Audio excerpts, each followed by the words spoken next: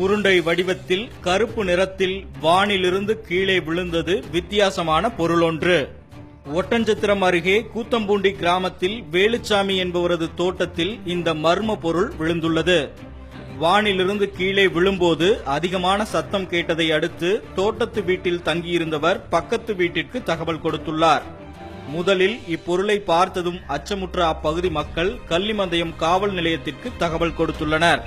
இப்பொருளை சம்பவ இடத்திற்கு வந்து பார்வையிட்ட காவல்துறையினர் மதுரை தடயவியல் துறைக்கு தகவல் தெரிவித்ததை அடுத்து மோப்பனாய் மற்றும் வெடிகுண்டு சோதனை நிபுணர்களின் உதவியுடன் இப்பொருள் பிரிக்கப்பட்டது.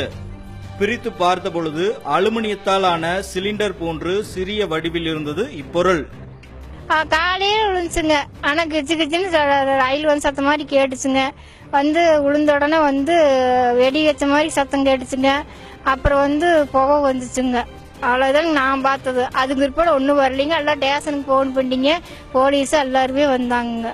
வந்ததுக்கு பிற்பாடு எல்லாத்துக்கும் நிறைய பேர் வந்து பார்த்துக்கிட்டே இருக்கிறாங்க. நாங்கள் விழும்போது பார்க்கலீங்க, வெடிச்சதுங்க.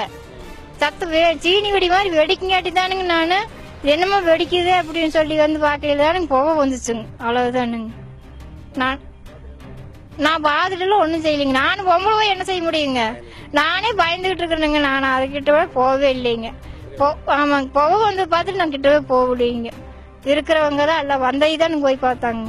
காட்டு பகுதியில் விழுந்த இப்பொருள் வெடிபொருளா அல்லது விமானத்தின் பாகங்களா என்று இதுவரை கண்டுபிடிக்கப்படவில்லை என்பதோடு இப்பொருளுக்கு இதுவரை யாரும் உரிமை கோரவில்லை.